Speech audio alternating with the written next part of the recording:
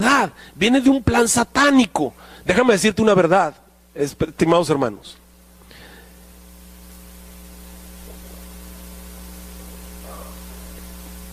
No todas las feministas son satánicas.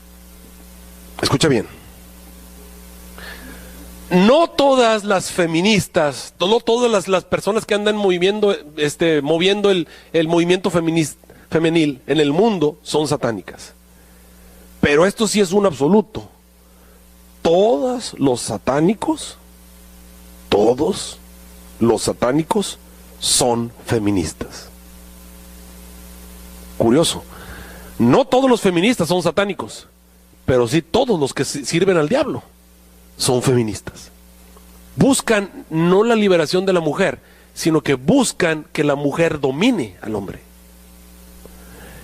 Eso es lo que Satanás ha querido desde el principio. Cuando Satanás se encontró en el Edén, ¿qué fue lo que le dijo a Eva? ¿Tú vas a ser qué? Vas a ser Dios. Vas a ser como Dios. En 1848 comenzó el movimiento espiritista en los Estados Unidos, o lo que llamamos el espiritismo moderno. ¿Quiénes fueron las promotoras del espiritismo moderno? Las hermanas Fox. Ustedes van a encontrar en el mundo del espiritismo, siempre son mujeres las que dirigen, son sacerdotisas. Vamos a encontrar al padre del espiritismo, obviamente Douglas Home, pero después viene Madame Blavatsky, Petrona Blavatsky y otras espiritistas famosas. El asunto viene en la Primera Guerra Mundial. Donde viene la Primera Guerra Mundial, encontramos en 1920, al final de la Primera Guerra Mundial, un montón de mujeres viudas y de jóvenes sin esposo. ¿Por qué? Porque los esposos los habían matado en la guerra. Entonces viene un resurgimiento por los asuntos de los médiums y comunicarse con los muertos. A partir de 1920, al estar las mujeres comunicándose con los muertos, ahora tú sabes con quién se están comunicando en realidad. ¿Se están comunicando con quién? Con Satanás. Empieza a crearse un disgusto por los roles de la mujer, y con el asunto de la revolución industrial empiezan a abrirse campos de trabajo para la mujer, y la mujer empieza a salir a trabajar y ya no están de acuerdo con estar en sus casas. Y en 1960 se desata lo que llamamos el movimiento de liberación femenil. Entonces noten cómo vamos viendo en un patrón, y ya estamos viendo de dónde viene realmente la cosa. ¿Ok? Y entonces surge lo que ahora conocemos como la supremacía de la mujer, lo cual en algunos casos es cierto. En algunos casos la mujer es más hábil que el hombre, y hay que reconocerlo. En algunos aspectos la mujer es superior al hombre. Para soportar el dolor, por ejemplo, la mujer aguanta más niveles de dolor que el hombre. Si nosotros tuviéramos un parto, yo creo que nos morimos cuando recién empiezan los... Dios las hizo así, o sea, tienen más resistencia al dolor que el hombre. Y algunas otras cosas, pero entonces empieza el movimiento femenil. Y ustedes les voy a poner una serie de citas, nada más algunas, porque tengo aquí como unas 40, pero no las voy a poner todas. Para que vean ustedes el pensamiento del ministerio femenil, y vean ustedes quién está detrás de eso y cuáles son sus objetivos. Aquí tenemos algunas citas. Por ejemplo, esto lo escribió Naomi R. Goldberg, que es una feminista. Aquí en es el libro que se llama Changing of the Gods. Dice cambiar a los dioses, Feminism and the End of Traditional Religion. Dice aquí, God is going to change. Dios va a cambiar, I thought. We women are going to bring an end to God as we take positions in government, in medicine, in law, in business, in arts, and finally in what? In religion. ¿Qué está diciendo? Nosotros vamos a cambiar a Dios. Vamos a traer un final para Dios en la medida en la que nosotros vamos a tomar posiciones en el gobierno, en la medicina, en las leyes, en los negocios, en las artes. Y finalmente, ¿qué vamos a invadir? ¿Y por qué la religión al final? Porque aparentemente es más difícil, porque la religión estaba basada en ¿qué? En la Biblia. Pero en la medida en la que vamos cambiando la sociedad, llega el momento en que la cultura ejerce una presión sobre los cristianos, y los cristianos van a ceder. Y vamos a tomar el poder de la religión. Y al tomar el poder de la religión, ¿a quién creen que vamos a atacar? A Dios.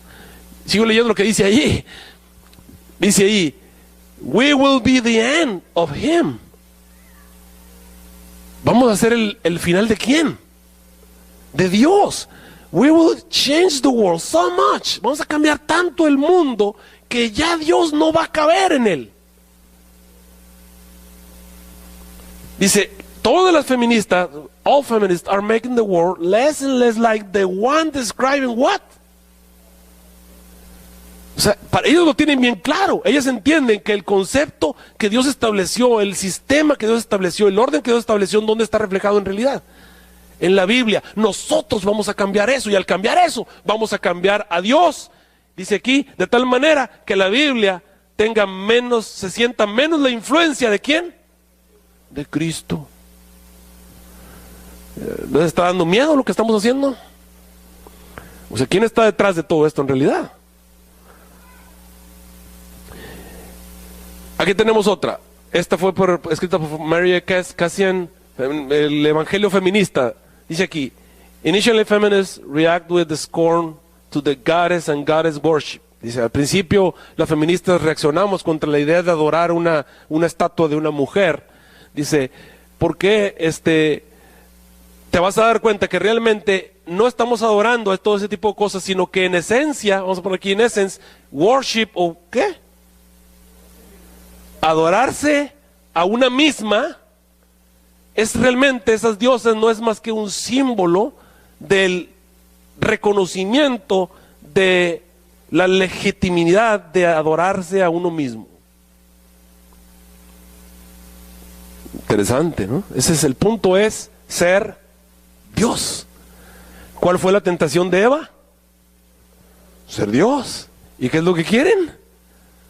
Ser Dios. Mira, aquí tenemos aquí, Feminist theology must create a new textual base, a new canon.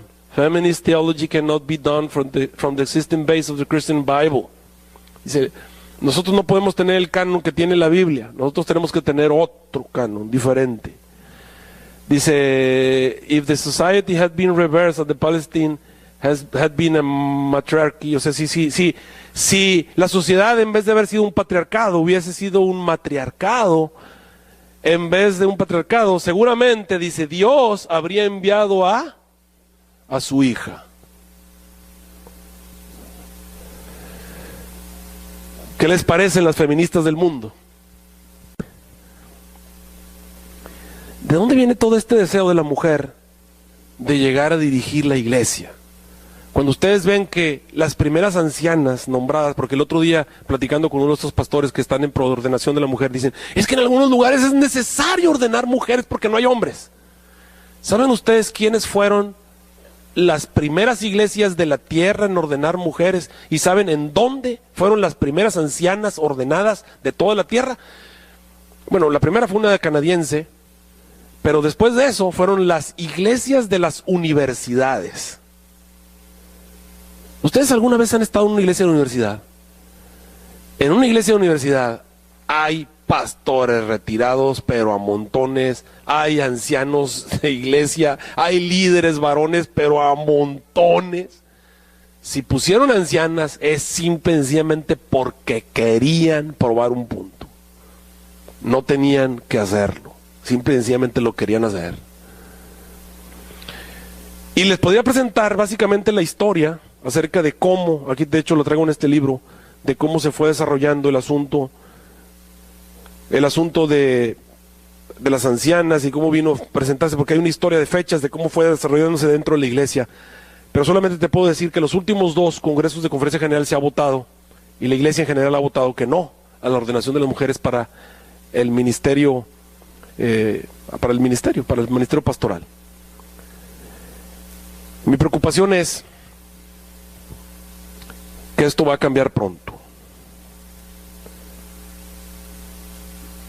Yo animo a todas mis hermanas a tener el Espíritu de Cristo. Jesús dijo, si alguno quiere venir en pos de mí, debe negarse a sí mismo. Si ha habido alguna mujer que merece ser ordenada, es la hermana White. Y la hermana White no anduvo buscando recibir ese tipo de ordenación. Realmente Dios nos ha dado a todos un ministerio, y yo creo que el ministerio que Dios le ha dado a la mujer es el ministerio más importante que hay. El educar a un hijo de su propia carne en el camino que lo lleve de regreso al reino de los cielos. El educar a los hijos de la iglesia, el ayudar a las personas que se encuentran a su alrededor. Ya hay una gran cantidad de obras y labores que se pueden hacer dentro de la iglesia que los hombres no podemos hacer, pero las mujeres lo pueden hacer con mayor dedicación y con mayor capacidad que lo que podemos hacer los hombres. El asunto que tiene que ver con estatus, eso es algo que Dios colocó. Atentar contra él no es atentar contra el hombre, es atentar contra lo que Dios mismo estableció. Las mujeres cristianas deben ser personas como cualquier cristiano. El hombre cristiano y la mujer cristiana deben ser personas que quieran parecerse a Cristo Jesús, no a ningún presidente ni a ningún gobernante. Deben ser personas que quieran tener el espíritu de Cristo.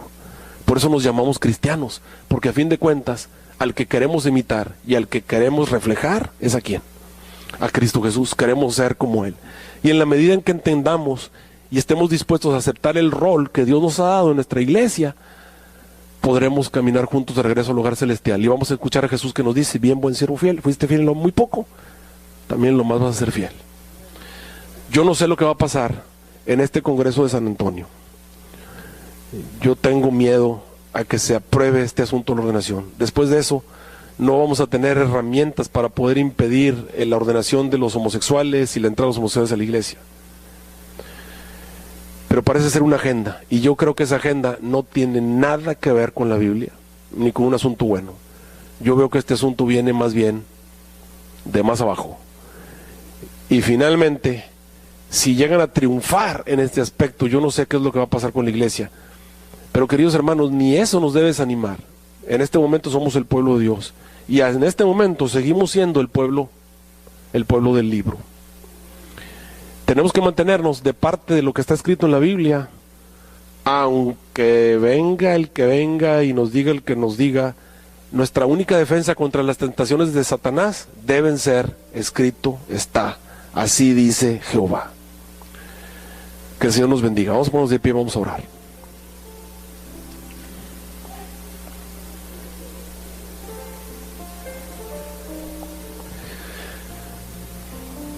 Nuestro Dios y nuestro Padre Celestial, te agradecemos porque hasta aquí nos has ayudado. Queremos poner a tu iglesia, la iglesia a la que pertenecemos, en tus manos.